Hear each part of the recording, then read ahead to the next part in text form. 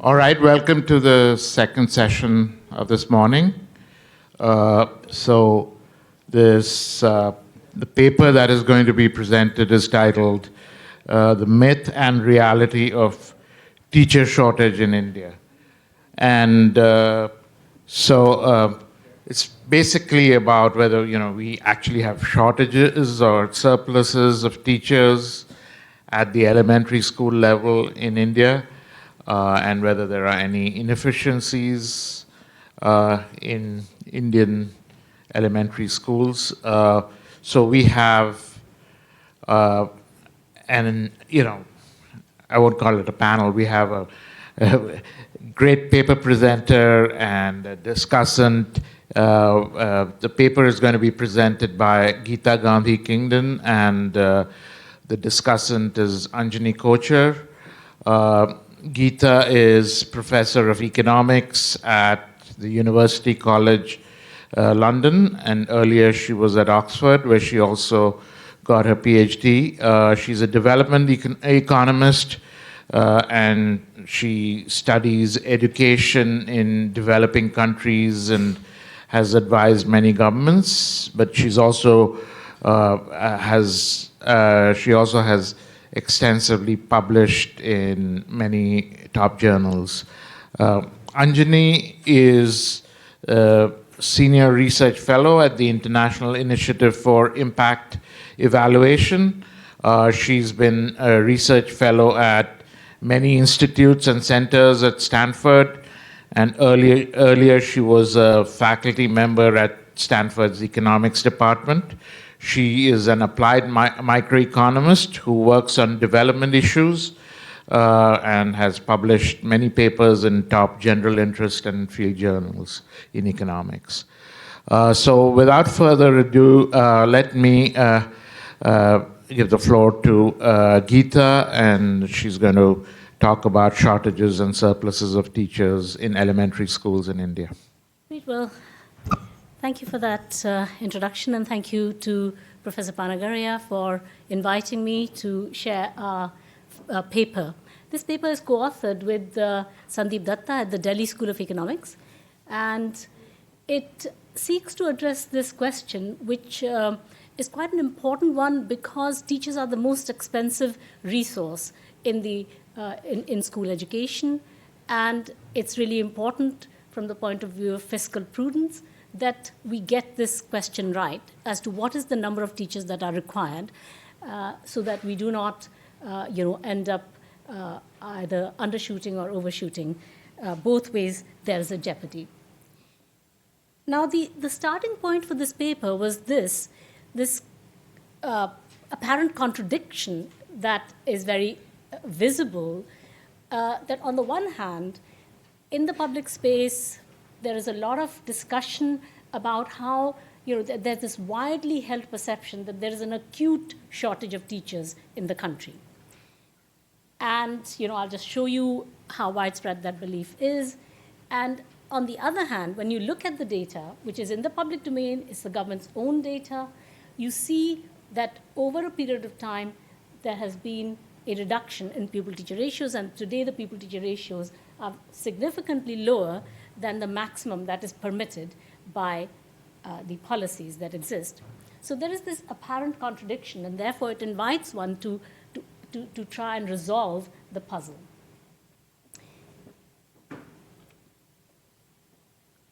So we examine the widespread perception that India has this acute shortage. This is a view that has been repeated in the National Education Policy of 2020. And we use official DICE data, District Information System on Education data. Firstly, we find that there's hardly any net teacher deficit. I mean, it's not that there's hardly any, but that there is a much smaller teacher deficit than the amount that is widely believed to be the case, since there are also surplus teachers. Secondly, when we measure teacher requirements after removing the estimated fake enrollments, you find that there is a net surplus of about 1 lakh teachers, 100,000 teachers. Thirdly, if we both remove the fake enrollments and we alter the teacher allocation rule to schools by adjusting for some of the realities that I will show you in the tables, when we adjust for the fact that there's an emptying of public schools, then net teacher surplus is of the order of 240,000 teachers.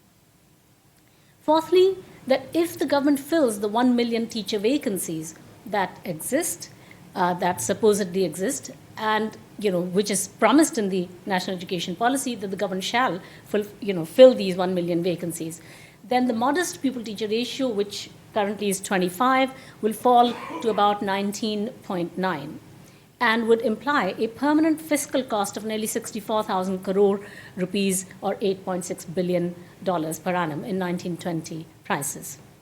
And this would be higher than the individual GDPs of 56 countries that year. I don't mean the total GDPs of these 56 countries, I mean the individual GDPs. And I think, what we are trying to show, I think, in this paper is that there are major economic efficiencies that could result from a more evidence-based approach to teacher recruitment and deployment of teachers. The paper also has important implications for policy on what should be school size. Now, one common explanation for why learning outcomes are poor, and it is universally acknowledged that learning outcomes are pitiably low, one common explanation is that, look, class sizes are large, pupil-teacher ratios are large, and that's because there's this shortage of teachers. The education minister's reply in Parliament, this is a frequently asked question in Parliament in September 2020. He cites in his answer that there are, just over 1 million teacher vacancies, 10,35,000 teacher vacancies. The draft national education policy was this, long document, which then a year later got shortened and presented as the final policy that was promulgated in July 2020. But the more detailed script is in the draft, where it says that a further factor in the learning crisis in many areas relates to the pupil-teacher ratio, which often exceeds 30:1, making learning for all much more difficult. And it says, what can be done to reverse this crisis, and urgently, teacher vacancies will be filled as soon as possible. And the final policy on its page 8 also promises the same thing. And in the costing for it, because in the appendices to the NEP draft, it costs these provisions, what the recommendations, what will be the fiscal cost of giving effect to those recommendations. And it advocates giving 1.05% of the government budget, the total government budget, approximately 2 lakh crore rupees more for staff resourcing. And so the question we ask is this diagnosis of an acute teacher shortage correct, which leads to all these recommendations of these large fiscal spends? To see just how widespread this perception is, we've got the slide, so you can see important commentators. For example, the director of NCERT, a former director of the NCERT, Professor Krishan Kumar, talks about there being very few teachers. UNESCO documents 74 countries face an acute teacher shortage, while Nigeria tops the list. India is second. The Niti Aayog, a paper by Niti Aayog jointly with Boston Consulting Group, India today suffers from the twin challenges of unviable subscale schools and a severe shortage of teachers. The Center for Policy Research, the head of education there, Kiran Bhatti, says there's a huge shortage of teachers, and so on and so forth. MHRD itself acknowledging that India is reeling under a crisis, which is the dearth of school teachers. As against that, this is the DICE data, the trends document, which is published by NEPA, the National Institute of Educational Planning and Administration. You can see pupil-teacher ratio from 2005-06 all the way to 2015-16. There's this secular monotonic decline in the pupil-teacher ratio. In pursuance of the Right to Education Act 2009, and you see that in 2009, the ratio was about 32, pupil-teacher ratio was about 32. There continued to be, a decline in pupil-teacher ratio because of, because of two things. One is more teachers being appointed, and the second, it turns out, is because there has been a kind of a large shift away from enrollment in public schools and move towards private schools. So this is a double whammy that has led to this precipitous decline in pupil-teacher ratio. And of course, the maximum pupil-teacher ratio allowable by the Right to Education Act was 30, but we've overshot it and we've gone down to 25. It says here PTR in government schools is 25, and then in the other two school types, aided schools 22, private and aided 24. One important background fact that's important to remember is that the Kothari Commission, the so-called Education Commission of 1964 to 66, made a really important recommendation, which India has very faithfully, followed, and that is that the state should provide a primary school within a 1 kilometer walking distance of every habitation. This goal has led to the establishment of many, many, many schools, many of which are quite small in number. And, should this have implications for teacher appointments? And the other important factor is the rise of private schools. We can see this here when we look at 2010, 2017, 2019, 20 data. We see that this is the number of schools, just over 1 million public elementary schools in 2010-11. The number remains virtually the same 7 years later, but by 2019-20, 2 years further on, there's been a decline of about 57,000, coming mainly from two sources, Uttar Pradesh, and where public elementary schools fell by about 25,500 in number, and Madhya Pradesh, where they fell by about 20,000. And there is a smattering of other states, Assam, Odisha, Jharkhand, where public schools, the number of public schools has also been falling, partly because of school consolidation, but because of a particular kind of school consolidation, which is whereby schools that had been previously kind of primary school and upper primary school had been, that are situated in one single building, having been declared as two separate schools, a primary school and an upper primary school. So now these states realize that this is a tactic to try and get more teachers, because for an upper primary school, there's an allocation rule which necessarily gives you a minimum of 3 teachers, and for the primary school, depending on size, it's typically 2 teachers. So this was a tactic, this dividing, this registering the same one school as a separate primary school and separate upper primary school was a tactic, in order to try and get more teachers allocated. Anyhow, states have wisened up to that lately, and they have done some school consolidation of this low-hanging fruit, this particular type of, minifying of schools because of registering them as 2 separate schools. At least that was a low-hanging fruit that these 2 states, particularly Madhya Pradesh and Uttar Pradesh, have just done away with lately. And by contrast, if you look at, over the 7-year period, 2010 to 2017, no increase in the number of government schools. By contrast, over here, there was an increase of about 120,000 private schools over the same 7-year period, and a further increase of about 11,000 schools from 2017 to 2019-20. Change in enrollment is kind of fairly commensurate with these trends. We see that over the 9-year period, 2010 to 2011, there's a reduction by about 28 million children enrolled in public schools. This reduction of 40 lakh or 4 million is mainly just in the 2 years between 2017-18 and 2019-20. In private schools, on the other hand, far from a decrease, there's been basically whatever is left off has left the public school sector, has gone into the private school sector.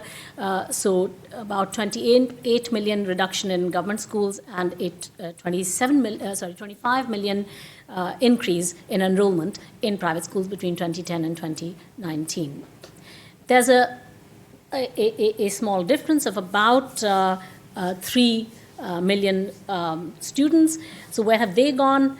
The answer is that there are a number of unrecognized private unaided schools that are not captured in DICE data. Now, DICE data is meant to be a census of all the schools in the country. It is school returns data. Schools themselves fill the data capture format. But, of course, it cannot go out to those schools that are not even registered with the government, that the government is unaware of the existence of those schools, at least in a formal sense. So, therefore, children who leave government schools and go to such unrecognized private and aided schools are not captured in this data. So that would explain where this is going. I think this is an important table, and I'd like you to please just look at the bottom panel, which says 1920. So as I said, DICE data is self-reported data by the schools. So if we look at, this is only government elementary schools. And if we see that, about 16,000 schools are self-declaring that they have 5 or fewer pupils enrolled in the school as a whole. About 41,000 schools have 10 or fewer pupils. About 130,000 schools have 20 or fewer students. Now, these 130,000 odd schools constitute 13.2% of all the schools in the public elementary schools in the country. And they have, on an average, 12.7 pupils, these 130,000 schools. And they have a pupil-teacher ratio of 6.8 pupils per teacher. Per pupil salary cost is, per month is 7,300. If we look at 60 or fewer pupils, out of a total of nearly 980,000 public elementary schools, about half of them, 48% exactly, have 60 or fewer pupils. And they have an average, these 470,000 schools have an average of 31 pupils in them, with a pupil-teacher ratio of 13.3 pupils per teacher. So really a picture of a very small school size. And if you were to just focus on the last row, all government schools, we see that average size is 100 and with a pupil-teacher ratio of 25. Now, it turns out that school size, public elementary school size in India is not normally distributed. It is log-normally distributed, and you'll see that in a minute. I will show you a histogram. And the best measure of central tendency in a quantity that's log-normally distributed, of course, the median rather than the mean. And when we look at median, so average pupils per school, per government school is 100, but the median is 63. And that's for the entirety of public elementary schools. Median school size is 63 pupils. And you can see that 2/3 of all public elementary schools have less than 100 pupils, and these 651,000 schools have, on average, 44 children per school. Now, elementary school is grades 1 through 8, but a lot of schools are primary. They only go up to grade 5, and some are, about 1/3 of these elementary schools are upper primary schools. So on an average, they have 6 grades. So if you were to translate this, these roughly half the public elementary schools that have a total enrollment on an average of 31 pupils, if you were to divide that by 6 grades, you have the answer that per grade, there's 5 students per grade. Okay? So, and what we can see is that if you were to look at the top panel, that there's been an increase in this minifying of government schools. So let's say 20 or fewer. There were 72,000 such schools in 2010-11 that had a total enrollment of 20 or fewer. By 9 years later, the number of such schools had increased, nearly doubled, one could say, to 130,000.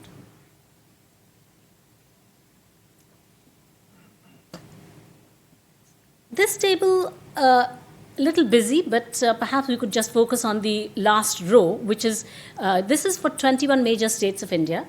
Andhra Pradesh here includes Telangana, so otherwise it looks like 20, but it's actually 21 major states, and which between them constitute 97% of the population of the country. So, for all practical purposes, when we look at the last row, we're talking pretty much about India as a whole.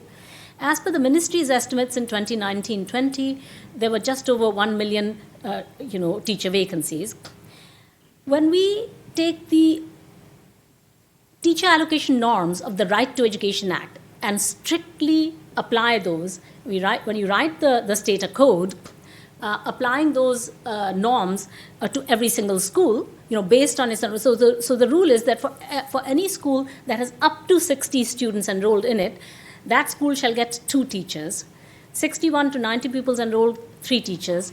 91 to 120, 4 teachers, and so forth, till you reach 150, that's if you're a primary school. And after 150, you shall also be entitled to get a headmaster or headmistress. For upper primary schools, up to 100 children enrolled in the school, you get 3 teachers, irrespective of whether you've got 100 children or 95 children or 5 children or 10 children, you will get a minimum of 3 teachers. And after 100 enrollment of 100, you will also be entitled to a head teacher. So when we strictly apply these teacher allocation norms, then given the enrollment level of a school, self-reported enrollment level of a school, we find that we can say exactly how many is the teacher vacancy, deficits of teachers. And when we do that, we find that, in fact, as against the ministry's estimate of just over 1 million teachers for these 21 states, our calculations show that actual teacher vacancies there are 766,000. Now, just by the self-same teacher allocation rules, there are also schools that have more than the mandated number of teachers. And I've not seen in the literature anywhere anybody making an estimate of the surplus teachers. But if we were to do that, the answer is that there's 520,000 surplus teachers. Therefore, if we were to net the two out, the net teacher shortage is of the nature of 250,000 teachers rather than the 1 million teacher that is widely perceived to be the case. Now, it's worth kind of focusing on this column briefly. And, one thing to notice immediately is that Bihar is an utter outlier with 176,000, teacher vacancies. If that were removed from this total, in the rest of India, net teacher vacancies is of the order of 70,000. The other thing to notice is that these 12 states, some of these states really do have a very large surplus. So as per the ministry's estimates, West Bengal has 72,000 teacher shortages, whereas according to the strict application of the teacher allocation norms of the Right to Education Act, the true vacancies are about 44,000. And the surplus teachers is already 82,000.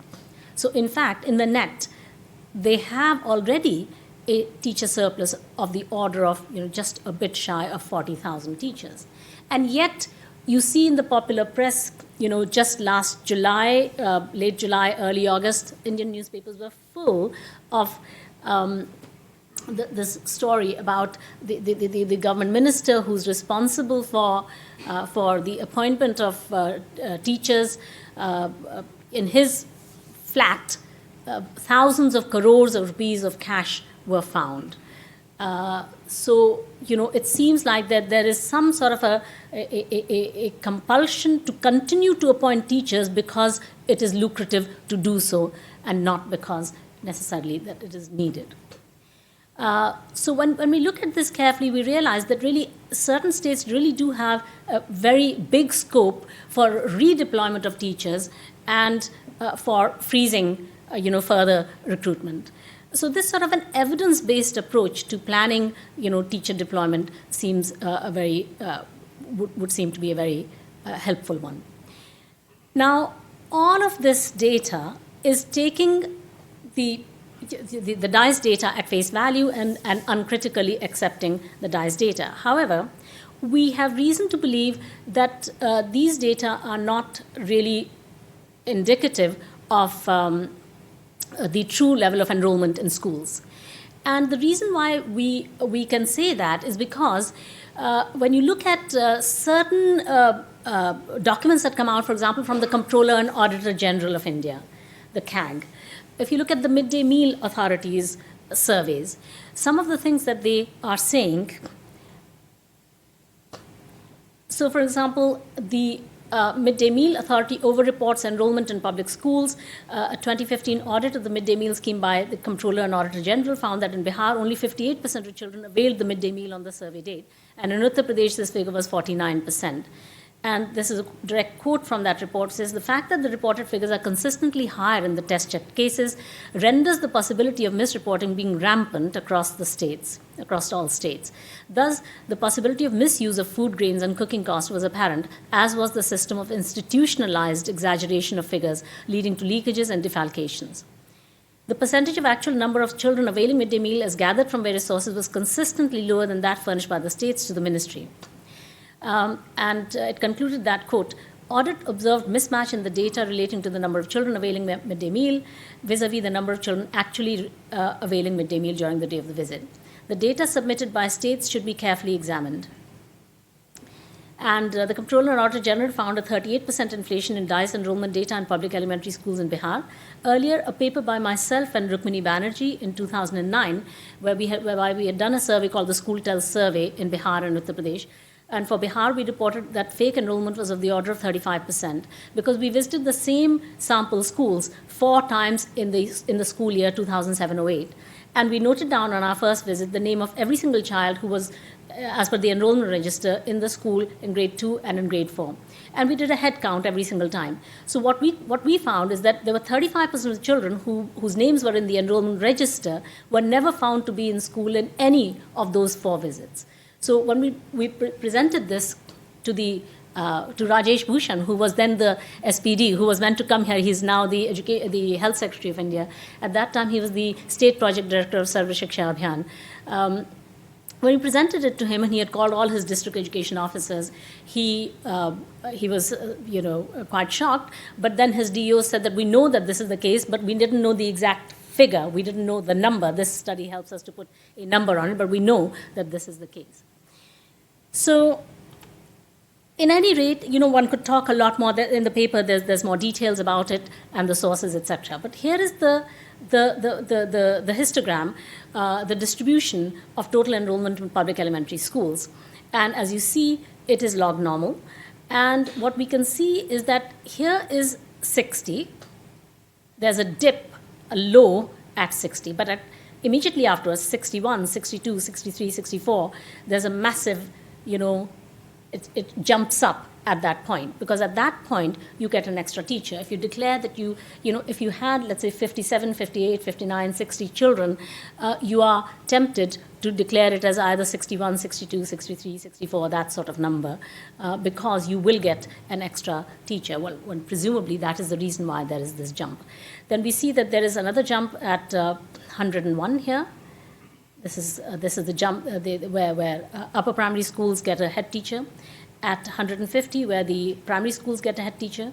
There are certain jumps at other points, for example, 121, where you get 5 teachers if you report 121 rather than 120, and so forth. There is some rounding as well, at tens, like 30, 40, 50, and so forth. This is a more extreme example. This is just the same thing, but for one state, the state of Uttar Pradesh. Here we do see quite a massive jump at 101 at the upper primary school level. So, this basically corroborates the evidence that we have from the Comptroller and Auditor General and the Midday Meal Authority. So, we make an estimate. We have evidence about fake enrollment. We can quantify the extent of fake enrollment in 3 states: Bihar, Uttar Pradesh, and also Haryana, because there's a study that does that for Haryana. Now, we do not have the data for the other states. So we do not have data for the other states, and therefore we've not been able to, we cannot really estimate what is the amount of fake enrollment.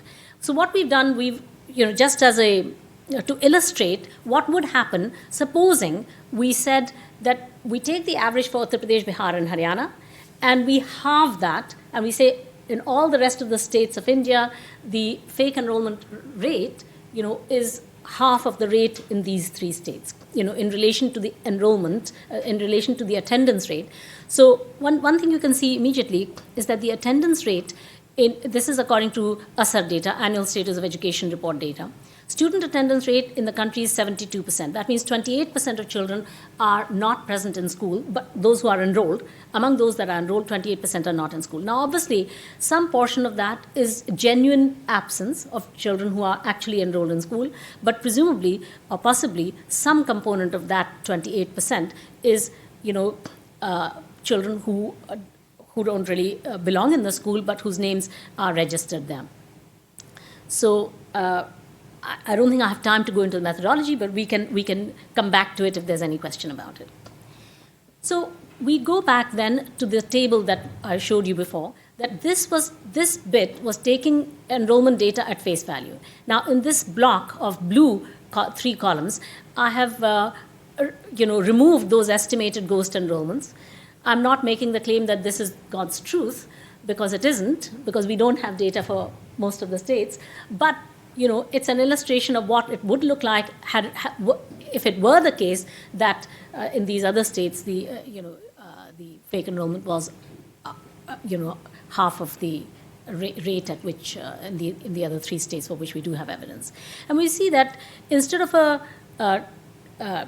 teacher vacancies of 766,000, the number falls to 538,000.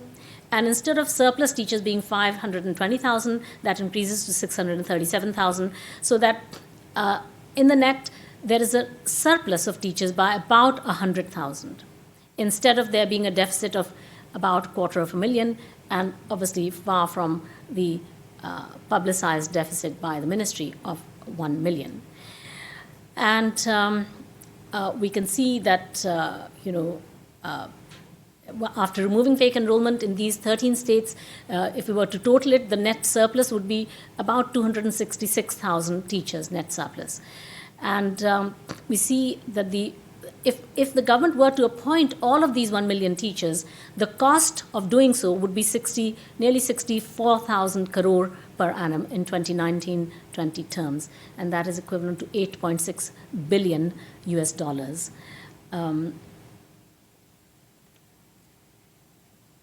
This is showing it separately for rural urban. Maybe there's not that much time. So fiscal cost of surplus teachers and additional recruitment. This is if you look at the last 3 columns, the additional fiscal cost due to current pupil-teacher ratio being less than 30. Well, you see the Act allows a pupil-teacher ratio of, a maximum pupil-teacher ratio of 30. But we know that de facto it is 25.1. So there is it falls short of the maximum by about 5, or 4.9 to be exact. And what is the additional cost that the Exchequer is incurring for the fact that pupil-teacher ratio is maintained at significantly lower than the maximum allowable? And the answer is about 29,000 crore per annum, 3.9 billion US dollars. Now, the cost due to additional planned recruitment, as we saw before, is nearly, just more than 63,000 crore, 8.7 billion. And if we were to add those two up, there's 12.6 billion. I already mentioned that this 8.7 billion was equivalent to the individual GDPs of about 56 countries. And if you add these two together, it comes to 70 countries.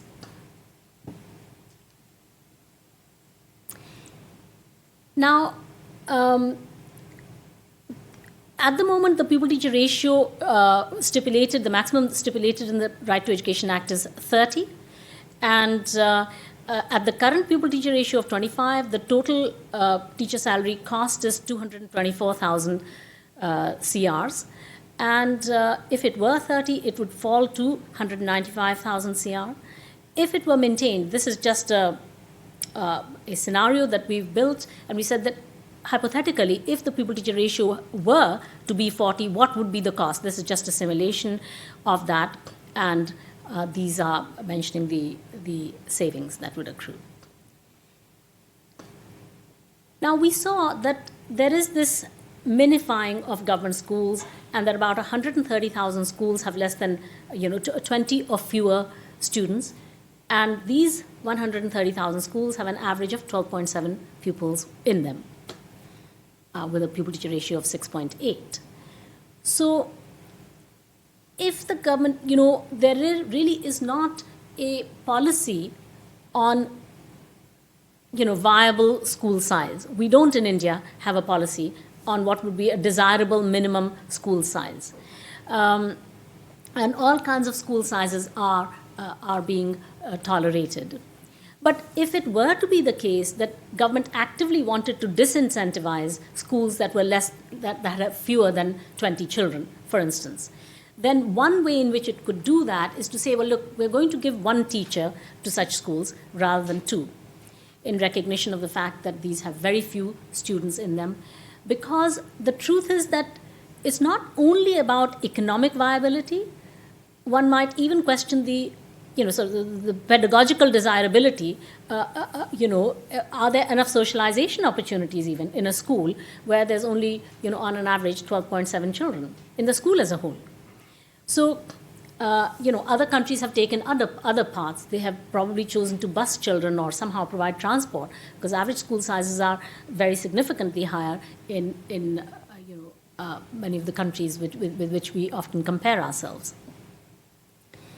So if there was to be this rule that instead of all schools up to an enrollment of 60 getting 2 teachers, if the rule were that if you got enrollment of 21 to 60, you'll get 2 teachers, but if you got enrollment of up to 20, you'll get only 1 teacher, how would that change the calculations?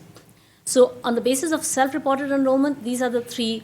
Instead of a deficit of 246,000, nearly a quarter of a million, if you change this rule to 1 teacher for every school that has less than 20 students, the overall national net deficit of teachers would fall from a quarter of a million to about 114,000. And if you were to also adjust for ghost enrollments, fake enrollments, that would convert into a surplus of about 240,000 teachers, with associated, reductions in fiscal spend.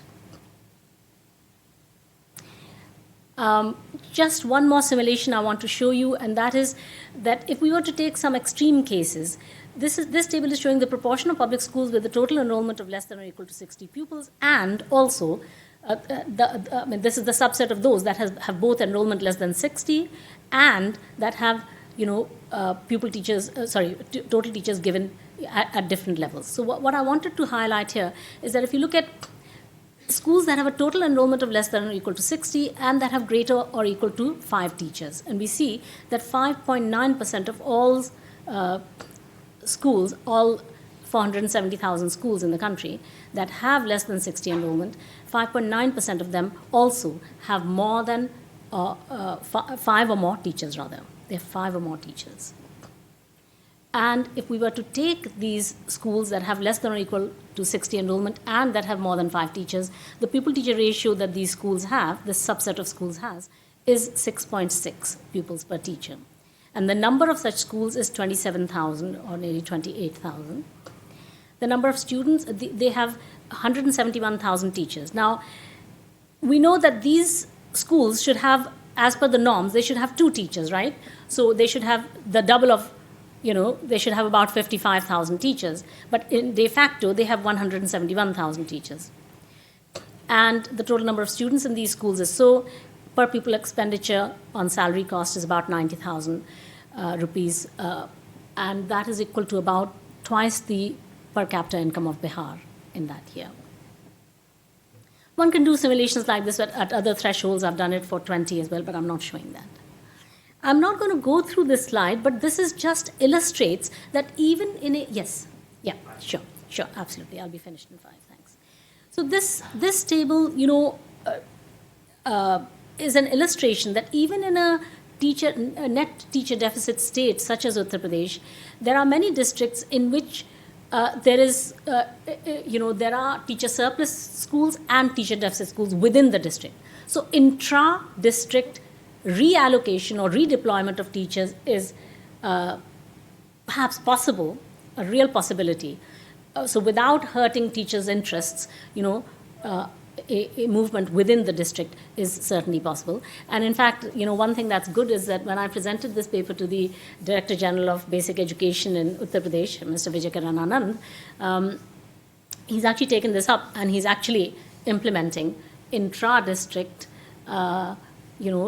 transfers of teachers within Uttar Pradesh. So that's happening, since this January, this has begun. So that's a very, very good thing. And you can see, if you look at the last stage, especially when you remove the fake enrollment, so there are 75 districts in UP, and if you keep on looking at the last column, you go on up to 47 districts, up to, I think, Shamli district, or Prabodhanagar it's called. It's possible, the number of surplus teachers is greater than the number of teacher vacancies. So certainly it's possible to do that there. And how much more in states where there is a net teacher surplus. This is a net teacher deficit state.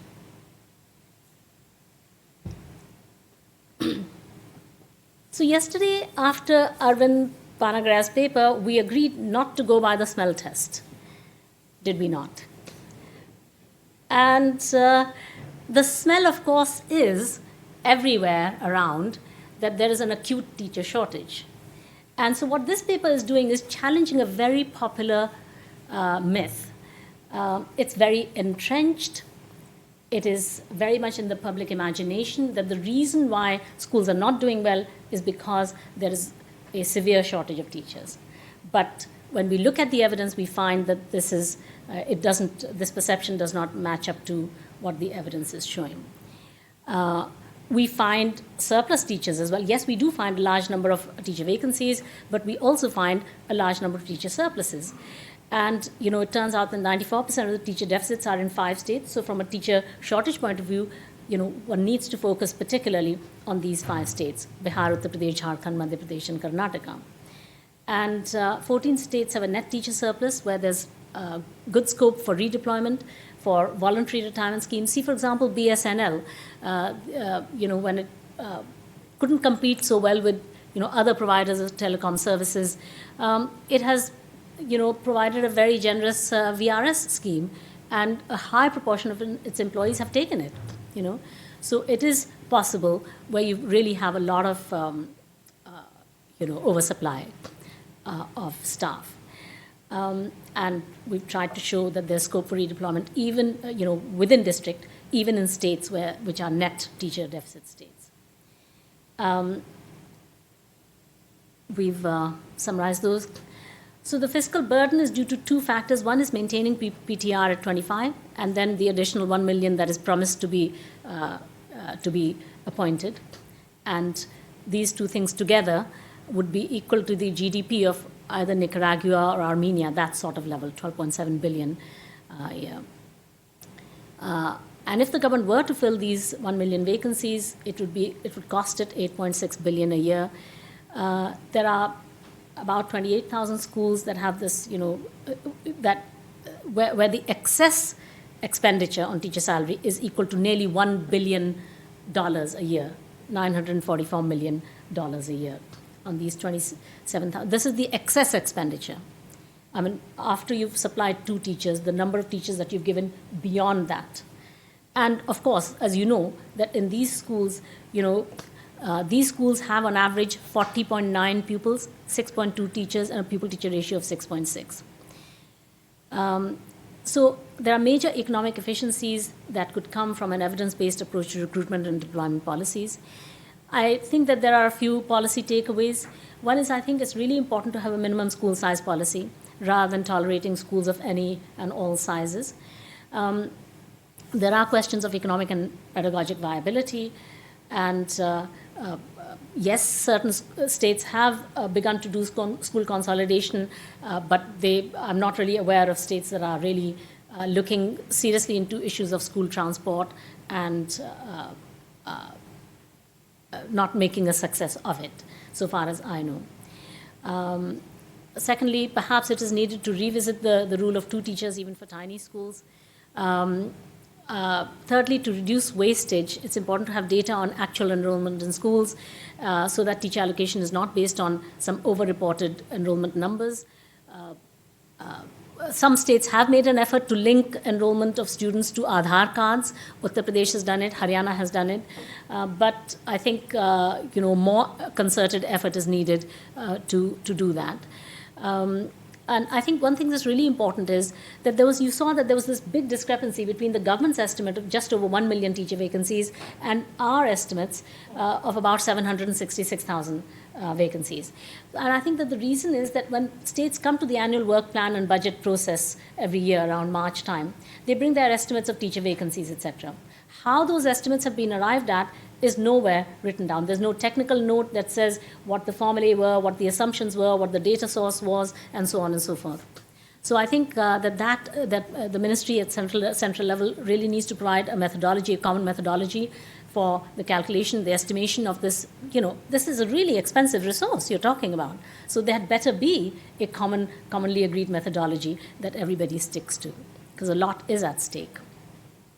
And lastly, I think it's important to consider how much of the problem of teacher shortage in some schools should be solved by net new hiring, and how much of this problem should be solved by reallocation of teachers from teacher surplus schools to the deficit schools. Number of ways can be used to rationalize surplus teachers, what we've talked about. District-wise analysis shows that, there is possibility of intra-district or even intra-division redeployment of teachers. Of course, transferring teachers will be administratively and politically challenging. And yet, the state needs to consider how fair it would be for the citizen or the taxpayer to pay for this, hedonic rent that a large number of individual teachers get from being assigned to teach in schools that are near their homes, but which have very few students. And the states need to consider if it is legitimate to incur large fiscal costs, not because the state has too few teachers, but because it cannot or will not reassign teachers from the very small schools or teacher surplus schools, and therefore not reach the permitted upper limit of class sizes and pupil-teacher ratios. Thank you very much.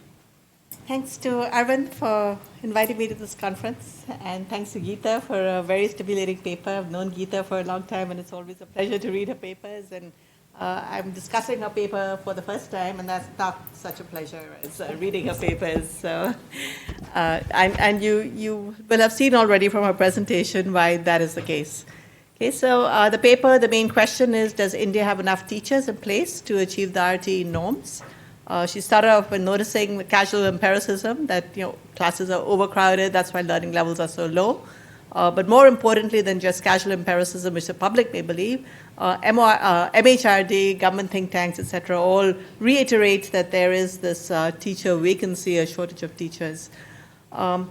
The really important point I think made by Geeta is before we accept anything that the government says, we should look at the data and see are they telling the truth or not. That's our responsibility as citizens, and that is what Geeta is doing over here. The government numbers may differ, and in this particular case, they do differ from the author's calculations in several ways. There's a straightforward discrepancy when Geeta and Datta calculate the numbers. They are different from the MHRD numbers.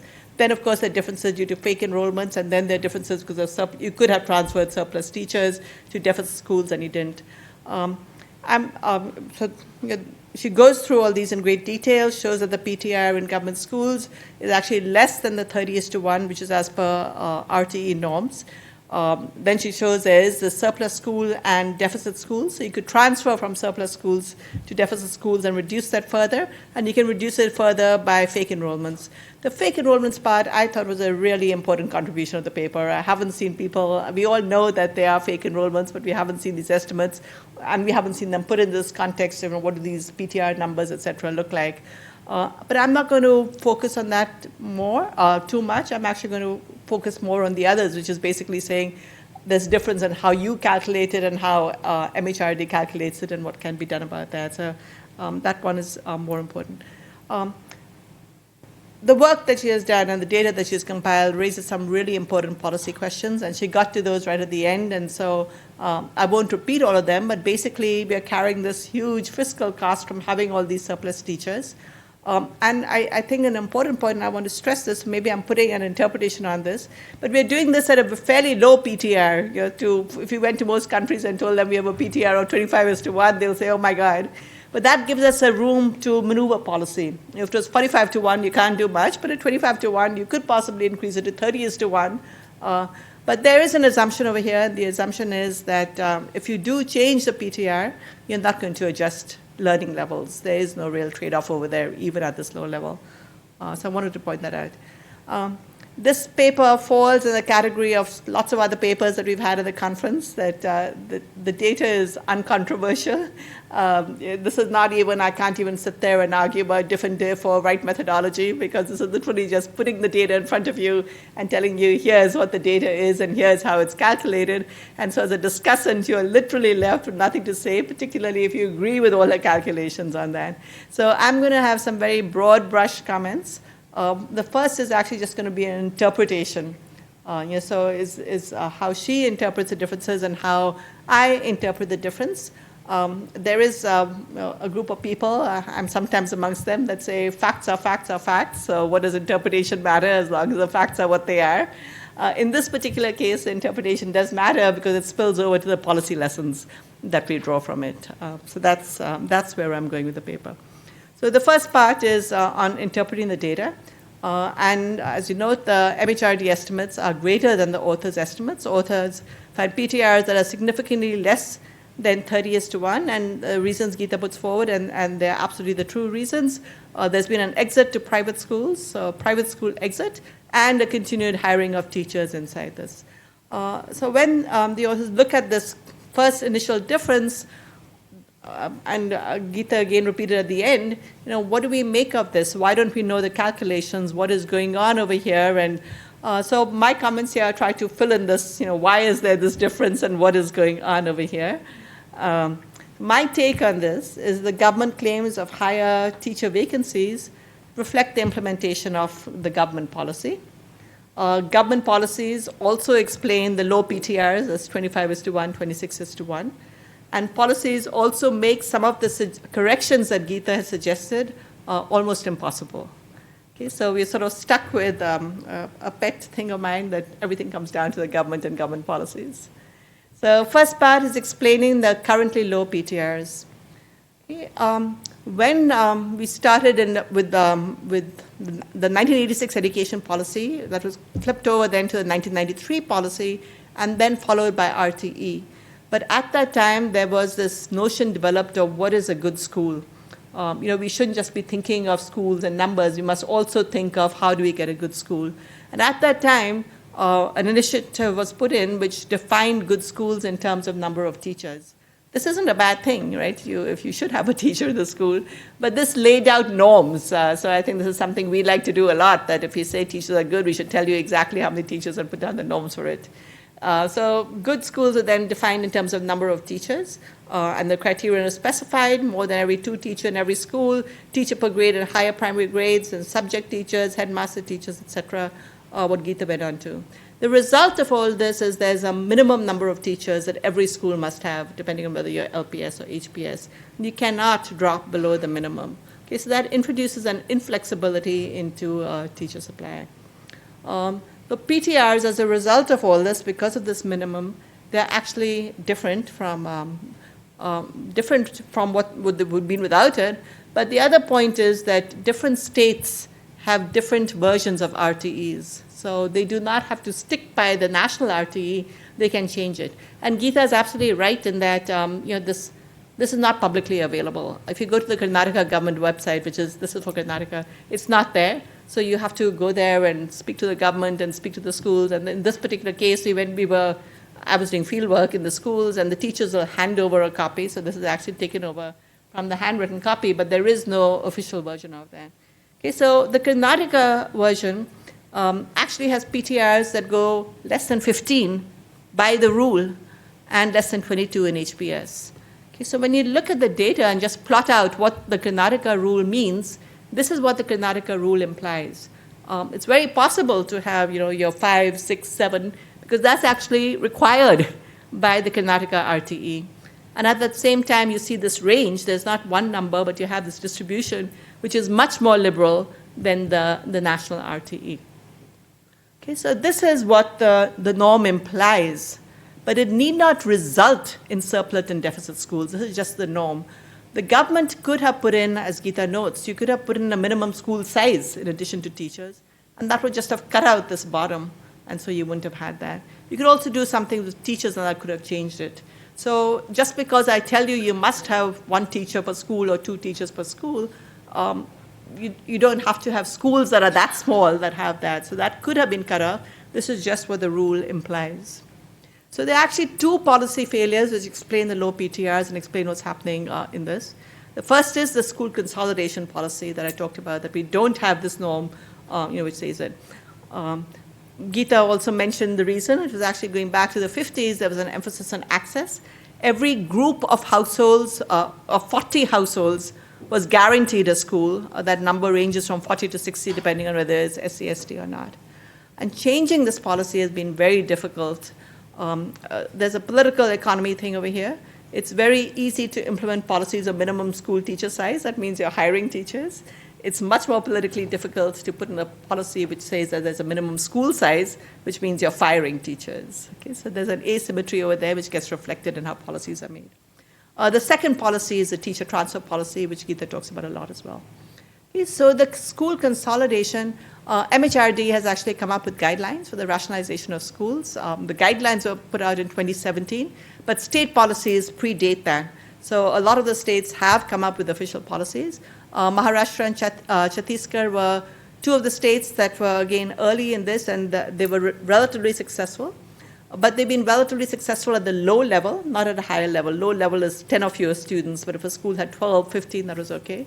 And it hasn't been in all states. So Andhra Pradesh is one example where they came in with this policy in 2015. There was a vast opposition by the Teachers Federation. The government backed down and did an incomplete, sort of a half consolidation because of these political pressures. Kerala, and Geeta mentions Kerala, Kerala is an older example because in Kerala, all this was because of fertility decline. So there's been a sharp decline in the number of children of school age, and that's what the top part of the graph shows you. The number of teachers has remained constant throughout, even though students have been falling so rapidly. So in 1969, the government then invented a class of protected teachers. And protected teachers are teachers who are on full salary and don't have to teach. The next year, it was extended from teachers to cover non-teaching staff for that same reason. You cannot get rid of them because the teacher unions are just incredibly strong. Kerala, as we know, have gone through lots of stages of austerity because the state was in a fiscal mess. But even going through all that, the fight has been very, very partial. And in essence, the teacher unions are so strong that you really have not been able to do much about that. But it's not just the teacher unions. The government shows a lack of will in doing school consolidation. And this just smacks of what Jawaharlal Nehru wrote many, many years ago, followed up with Myron Weiner, but this description of India as being a soft state. This is, again, from the ministry guidelines for rationalization. Availability of schools in the vicinity provides flexibility to children, which is vital in ensuring their retention in school. Many of the children attending government schools, particularly the girl child, are required to attend to many tasks such as fetching water, childcare, etc. Basically, we have to let them do their household duties, and that's much more important than getting them to school. So we are not going to force this on you. If you have to sit at home and slave and et cetera, that's perfectly okay, and we should be understanding. It actually goes on to say all these softer aspects belong to the spirit and core values which are central to the RTE. Schools in all such circumstances will continue to function, even if it appears as unjustified by the outsiders. I'm not quite sure who the outsiders are, but a very strong statement saying, we are not going to shut down schools. So any school could literally say, the girls in the school need to be working at home, and then you wouldn't shut down the school, no matter what the state government said. Teacher transfers has been equally difficult. So in the paper, there is a statement, to equate teacher vacancies with teacher shortages, there must be a presumption that teachers cannot be transferred or redeployed from nearby schools that have a surplus of teachers, and that statement is true. There is an assumption you're not able to transfer teachers from surplus to deficit. So a lot of what you were saying is just politically not possible. One reason, of course, is the graph that I showed you earlier, that many of what under RTE would be considered a surplus school is not a surplus school, and many that we consider a deficit school is not a deficit school. So some of the schools that Geeta identifies as these are, where you could do teacher replacements, by the state laws, those are not schools that are applicable for that. So that's the sense in which it is not possible. But vacancies equal shortage also because teachers from surplus schools cannot be deployed in other schools because of a mismatch. Okay, what do I mean by a mismatch? I think maybe that's my next slide, yeah.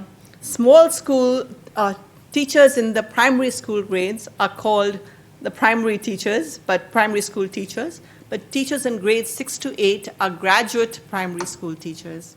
The qualifications are different. The entrance exam is different. The pay scale is different. And so suppose you are a surplus primary school, you can't transfer to a grade 6, 7, or 8. So that, again, sort of makes teacher supply very, very inelastic, very inflexible. Apart from that, there's subject qualifications. So if you're qualified in maths, you actually need to have done maths in class 9, 10, 11, et cetera. And so if you didn't do that, you can't be a math qualified to teach math. So again, the vacancy could come up in maths, but I can't transfer any teacher over there. So teachers can only be transferred from one post. They'll say a vacancy exists and you have surplus teachers, but you can't transfer them to that because they don't fill the post for them. And then finally, teachers cannot be redeployed for other reasons. The other reasons is that, again, if I go back to Karnataka, Andhra Pradesh, any of these, there's a string of conditions under which you can say, I'm not eligible for the transfer. If you're pregnant, if you're under 30, but the one that really sticks is that if you have a spouse who's an employee of either the government, state government or central government, you cannot be transferred. Okay, so even after all that, Geeta had said that, we don't see much about surplus and deficit. Actually, again, this is another document you'll get only if you visit the schools, and then they'll produce it to you. Every state does have a listing of what are the surplus schools and what are the deficit schools. So leave alone all the comments I've made, you could still say, well, you recognize your surplus or not, why can't you do this, given all the caveats of the... So this is, I've already gone through that, so I won't go through that. So these sort of restrictions on that are what make that impossible. So the bottom line, I think, the point that I'm stressing is that we actually have very little flexibility. Even though the data suggests that there is flexibility, there is not because of the policies. Minimum teacher requirements and state applications of RTE, lack of policies of minimum school size, rigidities in the teacher labor market, and policies that allow reduction of PTRs, but only in a certain state. In the second part, second set of comments were about policy options. Okay, so what I was saying is my interpretation matters because it tells you that we really don't have many policy options. We can't increase PTRs even though we'd like to because the policy does not allow us to increase the PTRs. Having said that, I then also want to discuss the second part. Suppose we were able to increase PTRs, what would be the effect on learning? So these are just the two graphs that everybody knows of. There has been this huge decline in PTRs, and at the same time, there's been this huge decline in learning, suggesting there's a positive correlation between the two. But of course, that's not true. And the main thing over here is that, is there a causal relation of PTR? Is increasing PTRs, does it have a low effect? My own feeling on this is that we actually have no predictions from economic theory or education theory about PTRs and their effect on learning. Okay, PTRs is correlated with a bunch of variables that we do have predictions about. So PTRs is correlated with class size, and we believe very strongly that if you reduce class size, then yes, that would have an impact. But PTRs are also correlated with multigrade teaching. Okay, so if you have a ratio of 20:1, that means you have one teacher teaching 5 grades simultaneously. So every time you have low PTRs in the Indian environment, it means an increase in multigrade teaching. It means a reduction in school size. It means all the diseconomies that come with having a small school size. It also means a big change in student composition. So again, this is something that's not talked about, but everybody knows it, and I can show you the graphs of that. The flight, private school exit, has been of non-SC/ST. And so there's been a dramatic change in the composition of students in government schools towards SC/ST sort of being the dominant. Okay, so you have one thing which might cause a reduction in PTRs to increase learning, but you have all these other factors that make it go the other way. This is sort of Marshak's critique, that because of all this, I can't make any predictions of what will happen if PTR changes. In one environment, something could happen, but it is because of all these interplay. So if I change a policy affecting one, it's going to completely change the result. And so there is literally no prediction that I can give you about PTR. It's very, very case-specific and will vary. Geeta, in the paper at least, mentions 3 studies, and the studies are mentioned in the context of evidence on class size. What do we learn from class size? My own feeling is that the first 2 are RCTs, and this is a typical problem of RCTs. They'll tell you a particular storyline, but actually there's so much going on that you really don't know what what you should be reading at. So the Banerjee paper that's cited, that's a paper on remedial schooling. But what it changes is not just remedial schooling. It has a pedagogical change, which is the remedial schooling. It changes class size. It changes student composition. It does so temporarily, and it varies across schools. So all those effects are bundled up in that. The Muralidharan paper, this is about contract teachers. It changes the pupil-teacher ratio, so it's actually different from the Banerjee paper, but it does so in a particular context, so without allowing for school size and compositional change. Geeta's paper is actually the only paper that is directly about class size effect, and it has the clearest interpretation and the best methodology. So that paper, I think, are the results that we do know what it's saying, but it is about class size effects. It is not about PTR, and it's not about all the other things that go on with PTR. So we can push for evidence-based policies, but most of the time it's very hard to know what is the evidence about. So you give me a paper and say, here's a paper which says you should do this, but it really is not clear at all that what exactly is being said by the paper. So what explains the current positive relationship between PTR and learning? We started with initial low school quality. There was a shift exit to the private school and declining school size, all that are noted in the paper. But the point that I'm making and emphasizing is this last thing is not automatic. That was a result of policies. The policy which said that there's no minimum size led to this. And so if you hadn't had that, the results could have been quite different. Okay, the decrease in school size resulted in a decline in PTR. That was automatic because of the norms. So again, this is a consequence of policies. It increased multigrade teaching. It changed student composition. And so it reduced learning. Okay, but we could easily, as I said, because PTR is sort of a mix of all these different policies, you could have gone in completely the opposite direction by changing one of them. And the main thing that I've emphasized is the consolidation of government schools. If that had happened, that positive relationship would have turned to a negative relationship. So again, just emphasizing there's no automatic correlation. It can go in any way. Yeah, these are my last two slides, I should be. So just overall on PTRs, I guess what I'm arguing is that it's almost impossible to increase PTRs from a policy point of view. The only way you can increase PTRs is by reducing the number of teachers. That just has not worked anywhere in the country. It would mean a crazy shift. But even then, suppose somehow or the other you could increase PTRs, then you set off this fact that comes with the fact that enrollments are highly elastic while teachers are inelastic. Increasing in PTRs would result in class size increasing without offsetting adjustments in school size. And then you get dynamic effects, overcrowding in schools, private school exit, and you end up with reduced PTRs. So you completely outdo the policy. You cannot make that policy stick because of the adjustment on the enrollment side. Okay, so I'm making a statement over here, and the statement is that enrollments fall with increase in PTRs. So that is a statement, an assumption. You can question me on that and say, maybe that's not true.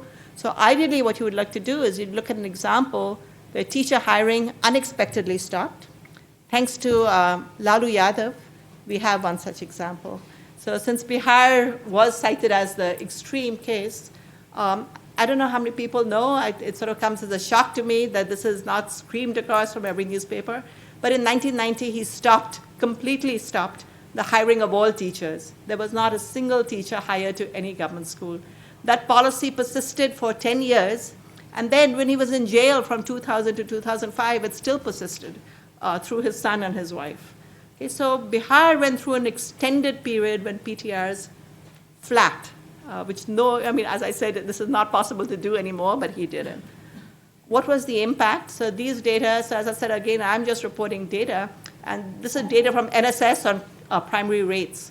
Okay, so they were trending, this is just separated by caste for this paper I was reading. They're trending up. I mean, it's just shocking to see it so clearly in NSS data, just bottomed out as a result of that, just completely flat. If you look at the data now in Bihar and say, why is education so low? You can look at the cohort and trace it back to what I call the Lalu Yadav cohort. He just stopped things in that state. Why is Bihar fertility high? Started exactly when the school education policy went in. Everything just flattened.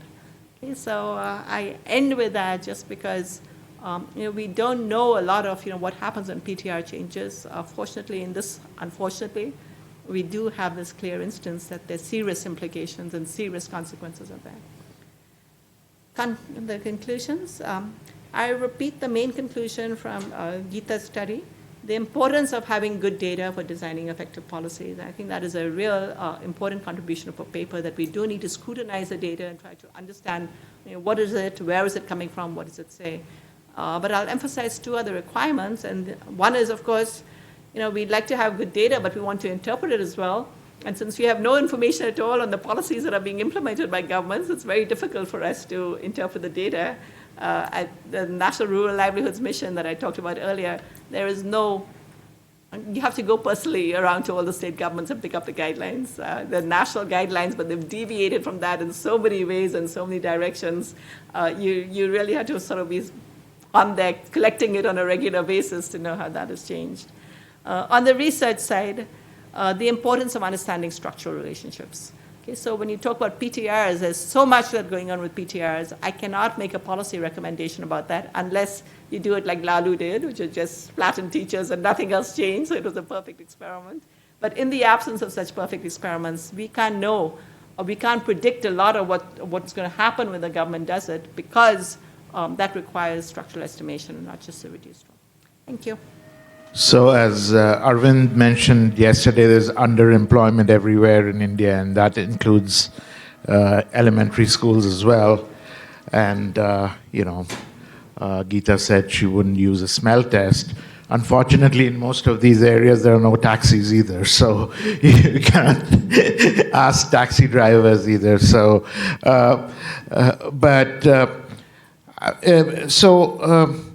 I wanted to know if there is any kind of relationship between having surplus teachers and teacher absenteeism, and whether that kind of factors into your analysis.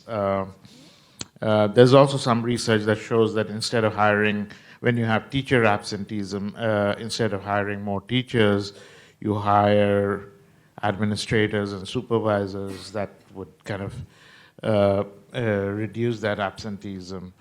I was wondering whether you want to kind of, if you are talking about consolidation of 2 or 3 schools, whether you should take into account the additional costs of transportation, and then what kind of numbers do you arrive at in terms of cost savings? I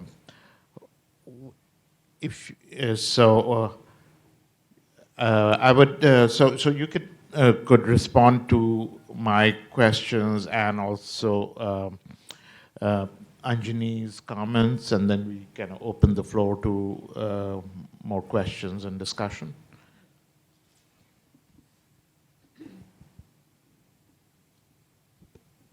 Yeah, sure. Thank you.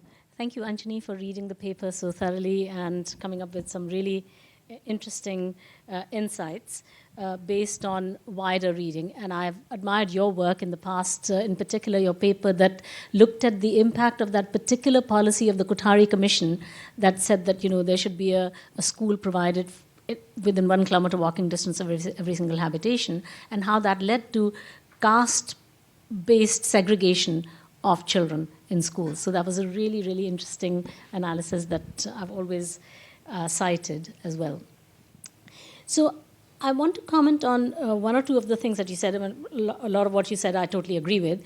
However, what I would say is that, you are you are kind of, as it were, sort of giving up on the fact that because there are these institutional rigidities in the teacher labor market, therefore things can't be done.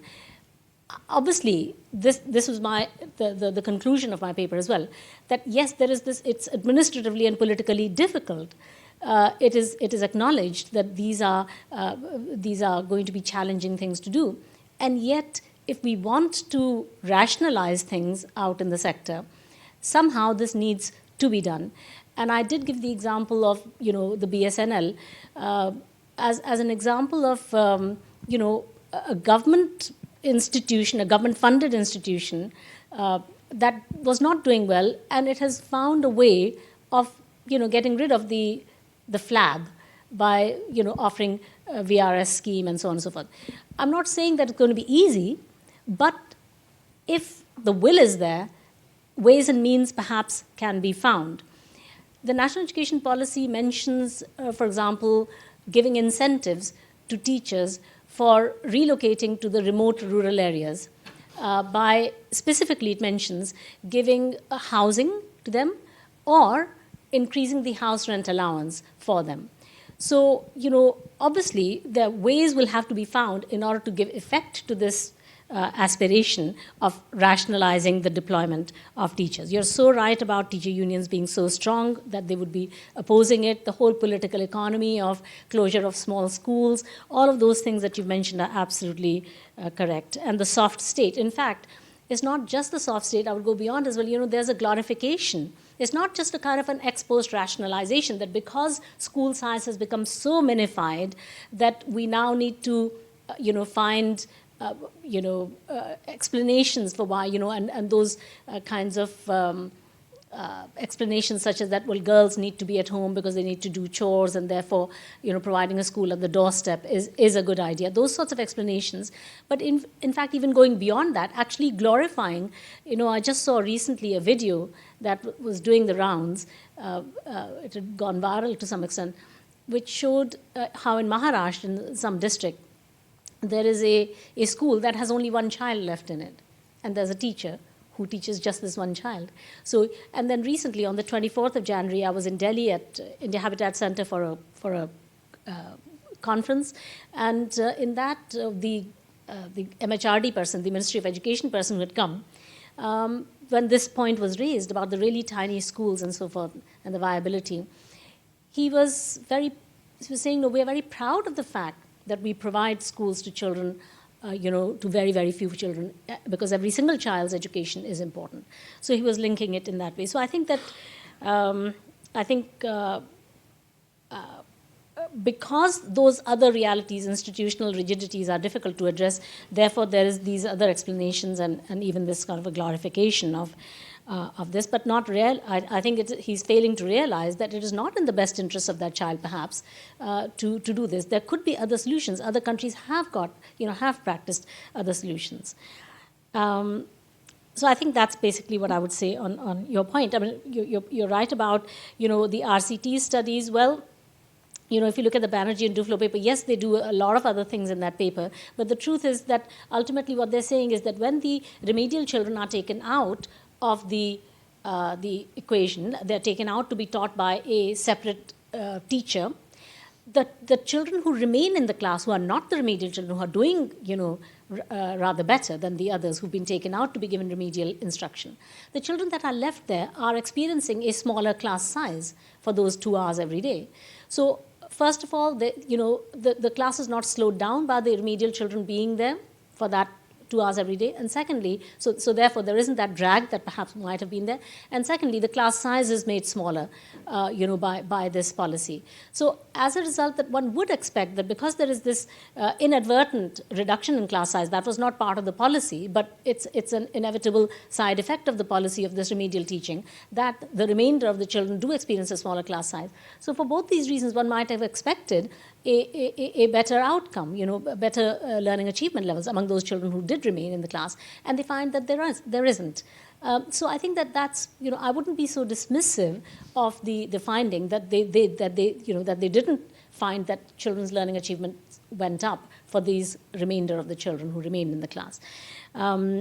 I mean, I don't want to defend other people's studies, but, I thought that, thank you for acknowledging, my paper's, approach, which is a sort of pupil fixed effects approach. But of course, that was only possible to do it in the grade 11 and 12 level, where there is variation within the student across subjects, because for different subjects, the children sit in different class sizes, classes of different sizes. So, for example, a student might be taking English, which might be, let's say, a compulsory subject in an ICSE-affiliated school at grade 11 and 12 level.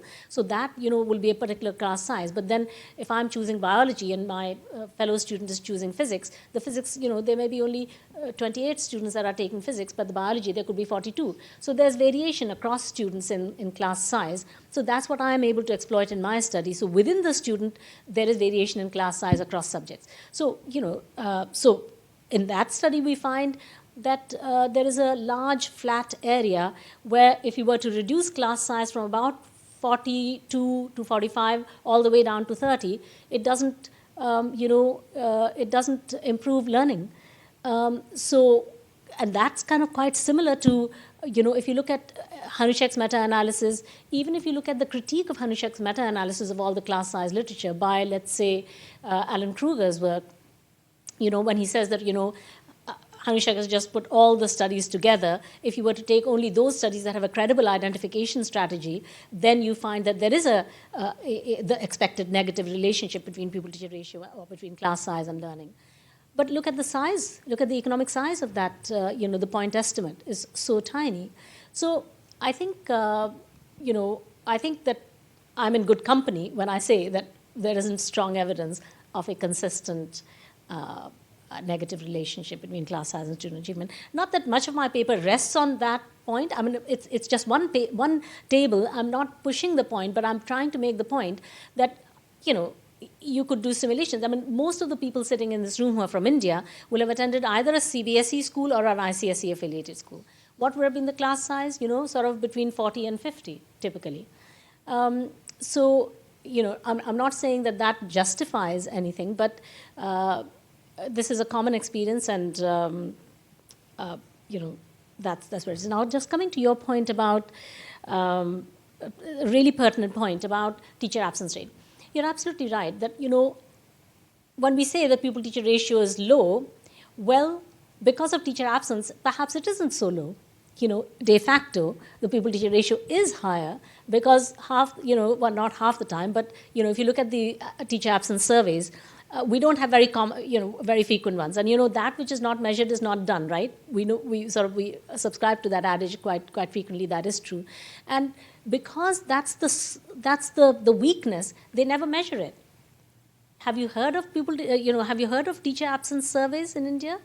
The last one that was done, to my knowledge, was in 2010, 13 years ago, and that was done by the World Bank. So they're very reluctant to measure things that they know are not doing well. And the point is that, yes, that survey showed an absence rate, teacher absence rate of 24%. So 1 out of every 4 days, the teacher is absent. And therefore, yes, I think that the de facto pupil-teacher ratio is higher than what these figures would suggest. Equally, however, there's a lot of fakery in the pupil enrollment level. So, it's kind of netting out, and therefore, what you see as the pupil-teacher ratio without removing the fake enrollments perhaps is close to the truth. But yes, I take your point about the, working in the cost of transportation. I've not done that, but that would be a nice addition to the paper. Thank you so much. Anjani, you want to respond to any of what... All right, so we'll open the floor to questions. Arvind has a question. Okay, so I think this was a paper where clearly the author and discussant are on opposite sides, roughly. Very different views. And so from the floor, I have to take a side. Anjani, if we had, in 1980s, I was very pessimistic that nothing can change in India, this license permit Raj, bureaucracy, this, that. It's hopeless. Then 1991 happened. And that really changed my mind completely. I personally feel, and this is a really deeper point I'm trying to make as policy economists, at least for me, if I take the status quo and say that, well, there's really nothing I can change, then may as well go back and write my abstract theory papers. Why am I here to engage with policy? Because obviously my own profession really doesn't value my engagement on policy. It would much rather have me write these abstract papers. So that's my sort of fundamental kind of approach to this, and this is how we sort of, the whole effort to this conference, etc., that it is. So I don't think anything is written is cast in stone, and you cannot change it. And a number of things here within this paper. I mean, one of the pitches is that, look, you don't have as much shortage as you are claiming. So even forget, whether I can do any reallocation or not, but do you have 1,000,000 teacher shortage? And what the data are showing is that you don't really have 1,000,000 teacher shortage. So that itself is a beginning. But some of the things can, in fact, certainly be changed. Also, some of the things about this whole size of I can see that the PTR and class size are two different concepts. They're probably correlated, and certainly you can see that even if you don't know what the optimal size is or what have you, you know that a class of 5 students or 6 students is not optimal. And so many of these are actually 5 or 6 student classes. Lastly, I think, just a small anecdote which might be fun here to tell on what Geeta was saying, that, some of these things are so well known. So I used to invite, when I was Niti Aayog during the 3 years, at least once a year, the Prime Minister to Niti Aayog. And one of these meetings, this issue of education, etc., teachers came up. And so teacher absenteeism issue was a specific one that came up. So the Prime Minister replying said that, 2 weeks ago I was in Rajasthan, and I went there and I said, you have the President of India's picture hanging there, and sometimes you also hang my picture in some of the classrooms I saw. Why don't you also hang the picture of the teacher, so that the students know who their teacher is? So it is really, absenteeism is well known, you see. So anyway, that was just for fun. But absenteeism is also endogenous to the number of teachers you have. You hire more teachers, there's going to be more absenteeism, right? So hiring more teachers probably doesn't solve the problem of absenteeism. Yeah. So, yeah, go ahead. I'll collect about 4 questions, and then we'll go back to the speaker and the discussant. Yeah. Okay, so I have a couple of questions. So the first question is, I know anecdotally that around 2007, 2008, some state governments had allowed for part-time teacher roles. And I was in Andhra Pradesh at the time when I was giving my 10th standard board exams. And Kendra Vidyalaya had this scheme in which they would invite teachers to come teach classes on a part-time basis, and they would pay them like 100 rupees per class per day. So does that show up in your data? Is this kind of a contract arrangement, does that show up as teachers, or are they not a part of the teacher count that we have? Number one. Number two is, if they do show up as teachers, then the teacher supply is not as inelastic as we might think it is. So do you think from a policy perspective that's a better arrangement? That's often what I wanted to ask. Thank you.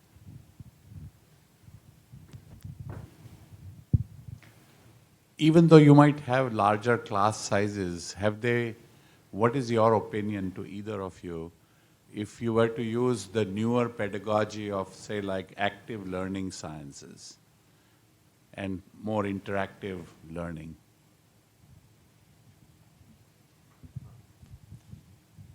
I had a question on the data. If your underlying data is based upon 2 critical factors, a 24% teacher absenteeism and about a 28% student absenteeism across the board, is the information content on the data you are actually measuring overwhelmed by the noise created by this? Because it seems to me that the underlying factors are much more social. And can you actually create policy based upon such noisy data without addressing the underlying social and that social aspects could be different in every state or every region as to what it seems to me that the data that is creating the noise overwhelms the information content based upon which you're building policy. Any thoughts on that? One more question.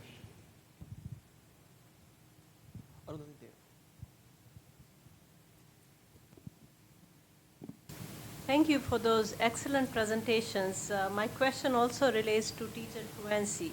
And, surveys show, as you said, about 20 or 25% are absent.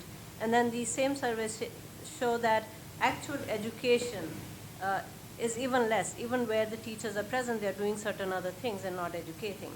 At the end of it, the consolidation, I mean, I think your presentation very clearly shows that the focus of the government on hiring more teachers is just an easy thing, just misdiagnosing the problem. But my question to you is that consolidation would clearly create problems with the lives of teachers. They would be transferred. What impact would that have? Somebody should do the study, I don't know whether if you can do it, on enrollment and on actual education in classrooms. All right, we have 4 questions, and you want to go first? Yeah, I'll be happy to do that. So your point, Tamanna, regarding part-time teachers, if they were to be appointed at a school, then they would have been captured. But if they are sort of peripatetic teachers, visiting teachers, then they probably would not show up there. But if there are such teachers, in addition to those that are there in the data, then obviously the teacher resource is even more than what the data is showing. And as for whether it's a better arrangement, obviously it seems to me like a really good arrangement that, for example, if there are few, imagine a school in which there are many sections of any one class, then several teachers are needed to teach, for example, let's say maths to those many different sections of grade 5, many sections of grade 6, and so on and so forth. But if there is only one single section of maths and it has to be a specialized teacher, imagine an upper primary school which has grades 6, 7, and 8. And there has to be, by policy, subject specialist teachers. So there has to be a maths teacher. Now imagine there's a single section of class 6, single section of class 7, a single section of class 8. How many times is maths taught to any class? Maybe 6 periods, maybe 7 periods of maths a week. So the teacher has only a very partial load. She has a load of, let's say, if there's 7 periods of maths to be taught in a week, she has 21 periods of maths to teach, whereas a full-time load would have been something like 36 or 48 periods to teach. So already the teacher is underemployed, as it were. A full-time appointed teacher is underemployed in upper primary schools. So I think, underemployed in this sense, of course. Somebody made the point about, you made the point about other duties, for example, midday meal duties and some other duties. So, exactly. So it would probably be needed to have some let in the system. But typically in a private school, what they do is that if the children will experience 48 periods in a week, the teacher is given only 36 periods to teach because the remaining 12 periods are assigned for all these other duties, right?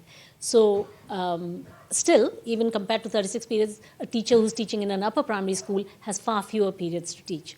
So I think that given that there is a let in the system, there is underemployment in that sense, so maybe part-time teachers would not be a bad idea, particularly if there are individuals who would prefer a part-time job because they would like to combine it with domestic duties.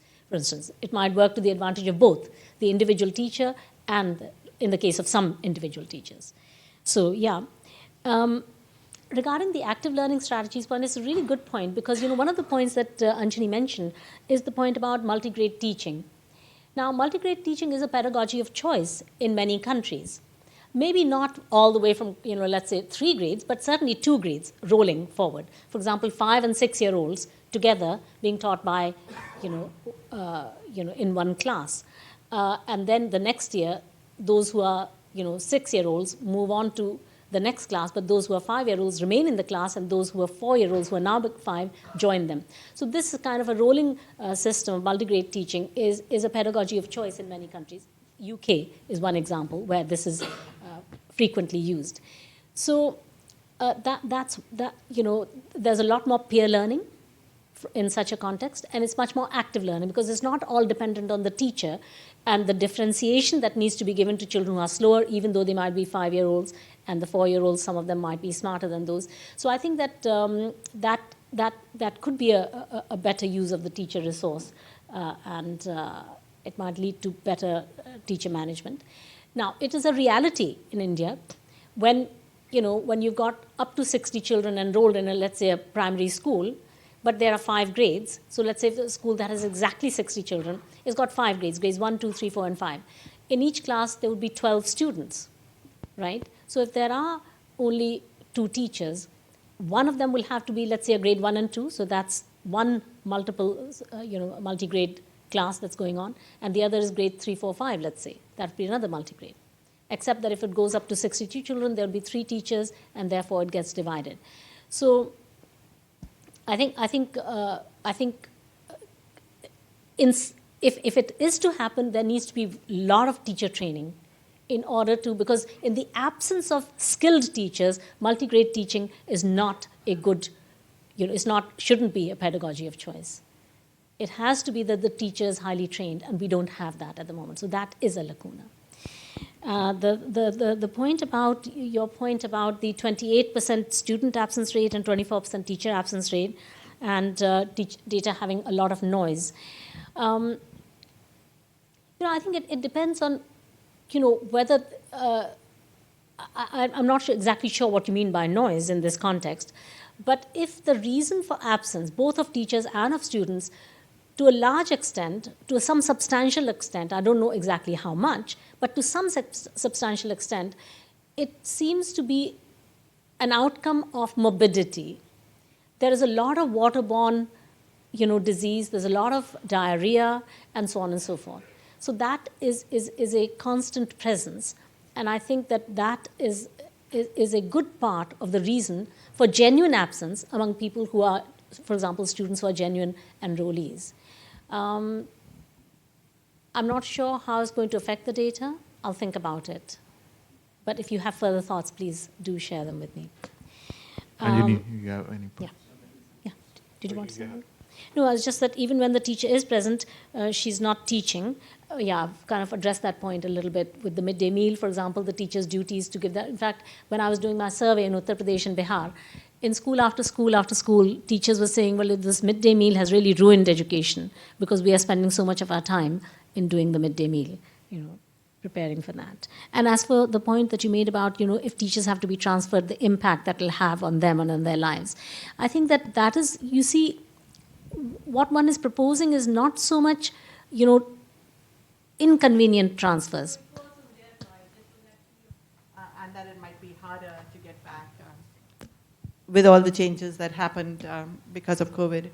But yes, reasons why things can change, there's no question. NRLM, I'm so positive about. I think it's a fantastic government scheme. So this is not really about, and I've seen the change of that actually. It's tremendous what is going on over there.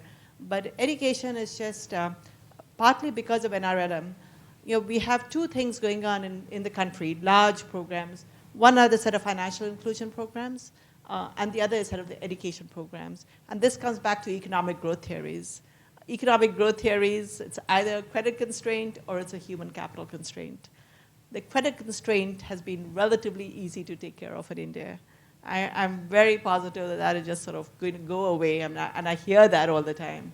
The education constraint is binding and is affecting everything we do.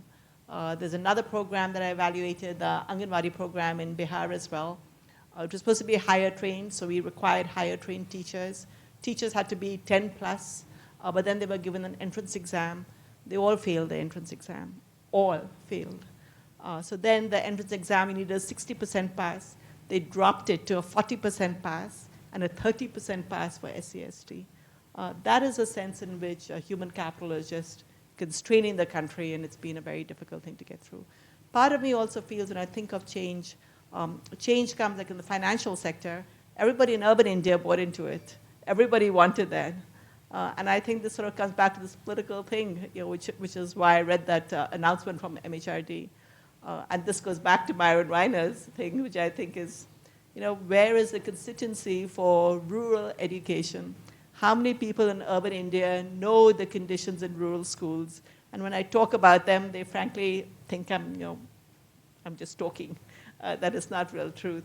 So if there was a real constituency for education change, maybe we'll see that. But that's where I'm coming from, and that it's just been much more difficult and much harder and just a struggle to deal with it. I've seen too many of the small schools with nothing going on at all, and I've seen that consequence of teacher flight, of SCSD flight.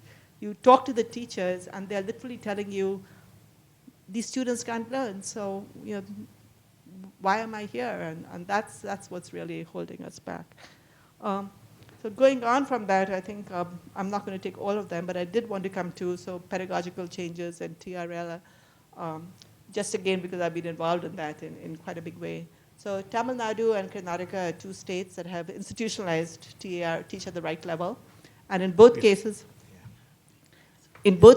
they have done all the teacher skill training. They've changed everything, and so there's a ton of teacher training and all that goes in. I'm going to draw a comparison to the US, where all this started with Khan Academy, which basically went into this. There's a fundamental flaw in the system. When you tell a teacher that the student can learn at his or her own level, it removes any accountability. So if the student doesn't learn, I'm letting the student go at her own level, and she's just not learning. And so I can't be held responsible because you've asked me to go at the student's level. How do you get around that in India? Because that was unacceptable, because all the programs, Karnataka, Haryana, whichever state has done it, eventually you have to transition out, and you have to transition out to 4th and 5th grade. And so there was this huge political fight that came up, that the 4th grade teachers started shouting at the 3rd grade teachers, said, you're sending us students who aren't capable, and then we're suffering because we can't do it. So they've actually put in a hodgepodge of what's supposed to happen. They let them learn at their own level for the first 6, 7, 8, 9 months, and then they shout and scream and push them through in a different kind of system. Those are some of the political realities of teaching at the right level and moving from that. So it's also much harder to do with small class sizes. So you do have multi-grade teaching, but that's not teach at the right level. So time's up now, and we started late and we went over time. So let me end by thanking both the paper presenter, Geeta, and discussant, Anjani. There's one more question, but you can ask over lunch. We really don't have time. Thank you so much.